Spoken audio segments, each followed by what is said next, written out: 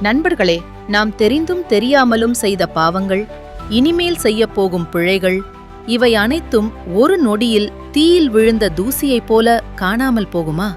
இந்த பாடலில் ஆண்டாள் கண்ணனை எப்படி அழைக்கிறார் தெரியுமா? மாயன் என்கிறார். அதாவது நம் அறிவுக்கு எட்டாத லீலைகளை செய்பவன். வடமதுரையில் பிறந்தவன். தூய்மையான யமுனை நதிக்கரையில் விளையாடியவன். ஆயர் குலத்திற்கே ஒளி தரும் அணிவிளக்காகத் திகழ்ந்தவன். இதில் ஒரு அழகான வரி வரும். தாயை குடல் விளக்கம் செய்த தாமோதரனை. காமோதரன் ஒரு குட்டி கதை. தாமோதரன் என்றால் என்ன பொருள்?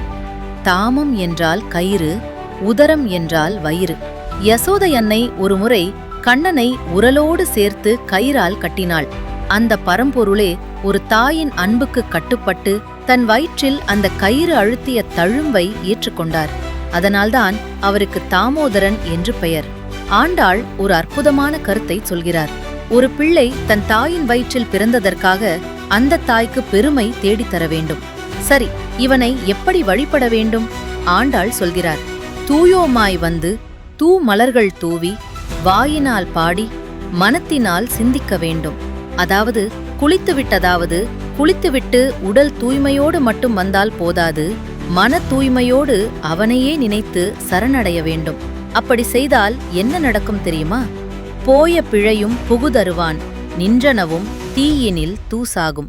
நெருப்பில் விழுந்த தூசி எப்படி அடையாளம் தெரியாமல் கருகி போகுமோ, அதே போல நாம் முன்பு செய்த பாவங்களும் இனி நம்மை அறியாமல் நாம் செய்யப்போகும் பிழைகளும் அந்த பரந்தாமனின் அருளால் பொசுங்கிப் போய்விடும். பாவங்களை நீக்கி மன நிம்மதியைத் தரும் இந்த 5ஆம் பாடலை நாமும் பாடுவோம்.